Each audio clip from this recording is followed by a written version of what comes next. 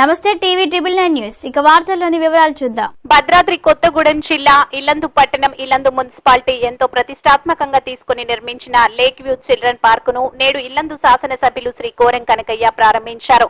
అనంతరం వారు మాట్లాడుతూ సాయంకాలం పిల్లలతోటి సరదాగా సమయం గడిపేందుకు చిల్డ్రన్స్ పార్కును ప్రారంభించాలని తెలియజేశారు. ఇల్లందు పట్టణానికి తలమానికంగా లేక్ పార్కు ఉండే విధంగా అన్ని చర్యలు తీసుకుంటామని తెలియజేశారు. పార్కును మరింత అభివృద్ధి చేసేందుకు నిధులు కేటాయిస్తామని హామీ ఇచ్చారు. ఈ యొక్క కార్యక్రమంలో Illandu municipal chairman Dammalapati Venkateswara Rao, commissioner Naveen, manager Ankushavali, municipal కౌన్సిలర్లు తారా, వారా రవి, కటకం పద్మావతి, కొక్కు నాగేశ్వరరావు, సయ్యద్ ఆజం, తోట లలిత, శారద, సామల మాధవి, రేళ్ల నాగలక్ష్మి, చీమల సుజాత, పాబోలు స్వాతి, పత్తి స్వప్న, అంకెపాక నవీన్ కుమార్, కుమ్మరి రవీందర్, కాంగ్రెస్ పార్టీ పట్టణ అధ్యక్షుడు దొడ్డ డానియల్, పట్టణ కమిటీ సభ్యులు, మున్సిపల్ అధికారులు తదితరులు పాల్గొన్నారు.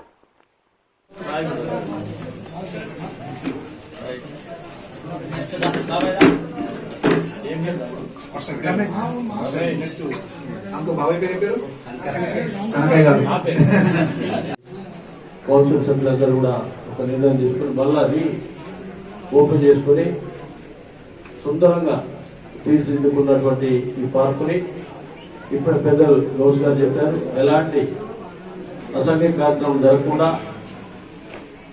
మద్యం మత్తు కార్యక్రమాలు ఇలాంటివి కూడా దీంట్లో ఇన్వాల్వ్ కాకుండా చూసే బాధ్యత మున్సిపల్ అధికారులని, వారి సిబ్బందిని, దాంతోపాటు పాలక మండలి కూడా బాధ్యత ఉంటుంది.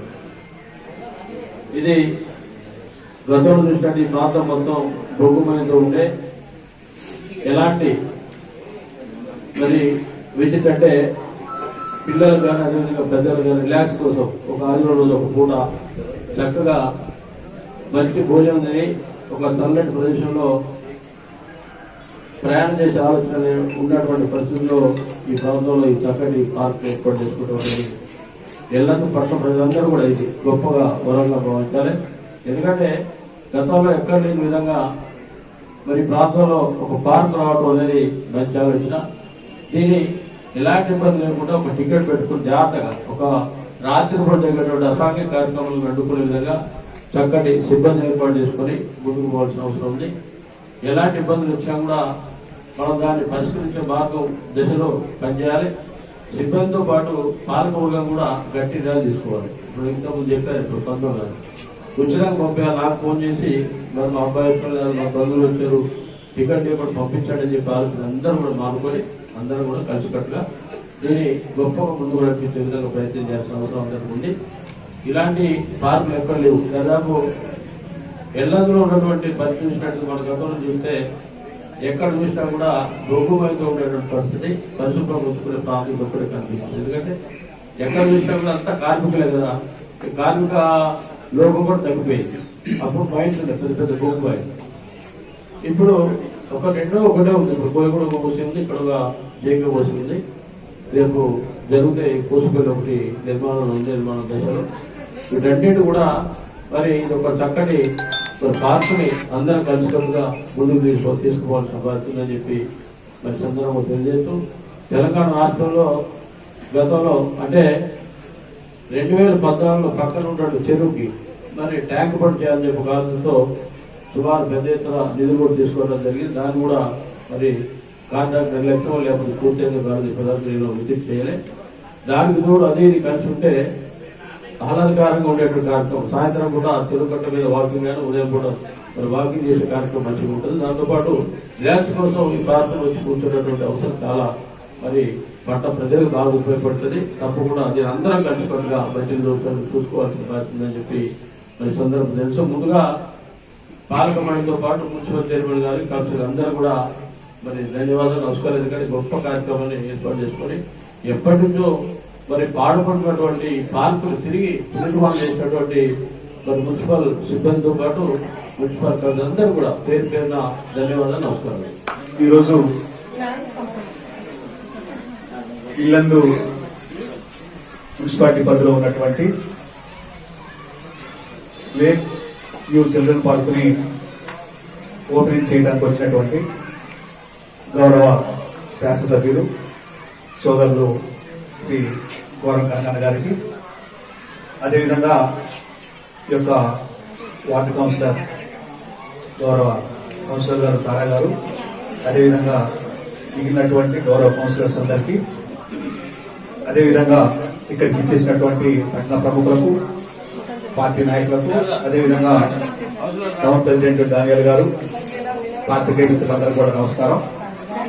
ఎన్నో సంవత్సరాలుగా ఎదురు చూస్తున్నటువంటి లేక్ వ్యూ పార్క్ సరే అసంపూర్తిగానైనా ఎవరైతే ఈ యొక్క పార్క్ కావాలని ఇల్లందు మున్సిపాలిటీకి ఫండ్స్ తీసుకొచ్చారో 2018-19లో అప్పటి గౌరవ శాసనసభ్యులు కనకయ్య గారు ఆనాటి నుంచి ఈ రోజు వరకు సరే నడకన బడ్జెట్ దాకా ఈ యొక్క కార్యక్రమాలు ముగించుకొని గత సంవత్సర కాలంగా ఈ ఓపెనింగ్ కోసం ఎదురు చూస్తున్నటువంటి సందర్భంలో ఎమ్మెల్యే గారి ఆదేశానుసారం ఈ రోజు ప్రారంభించుకోవడం చాలా సంతోషదాయకం. అదేవిధంగా ఇల్లందు పట్ట ప్రజలు లేదా వారి యొక్క కుటుంబ సభ్యులు సేద తీరడానికి అవకాశం లేకుండా ఇంత పాత మున్సిపాలిటీ అయినా ఎక్కడ కూడా పార్క్ సౌకర్యం లేకపోవడం వల్ల ఆనాడు వారు ముందు దృష్టితోటే ఈ పార్కుని డెవలప్ చేయాలనే నిశ్చయంతో ముందుకు పోవడం అనేది అభినందనీయం. వారి ఆదేశానుసారం ఈ యొక్క పార్కులో కావలసినటువంటి అన్ని సౌకర్యాలను కూడా పాలక మండలి ఆధ్వర్యంలో అందిస్తామని చెప్పి తెలియజేస్తూనే ఇక్కడ ఎందుకంటే ఒక పార్క్ అనే కుటుంబ సభ్యులతోటి కుటుంబం మొత్తం వచ్చేటువంటి అవకాశం ఉంటుంది కాబట్టి వచ్చినప్పుడు పిల్లగాళ్ళు ఆడుకోవడానికి సౌకర్యాలతో పాటు ఇక్కడ ఏదైతే పిల్లగాళ్ళకి అత్యంత ఇష్టమైనటువంటిది ఒక స్విమ్మింగ్ పూల్ కావచ్చు. స్విమ్మింగ్ పూల్ కూడా పక్కనే ఆల్రెడీ టెండర్ ప్రాసెస్ కూడా అవుతా ఉంది. ₹1 కోటి స్విమ్మింగ్ పూల్. దాంతో పాటు పిల్లగాళ్ళు రెయిన్ డాన్స్ అని చెప్పేసి ఆడుకోవడానికి చాలా ఇంట్రెస్ట్ ఉంటారు కాబట్టి దానికి కూడా ప్రపోజల్ తయారు చేస్తున్నాం. కాబట్టి బడ్జెట్ లేకపోవడం వల్ల ఈ సందర్భంగా గౌరవ శాసనసభ్యులు కనకనని నేను రిక్వెస్ట్ చేస్తా ఉన్నాం.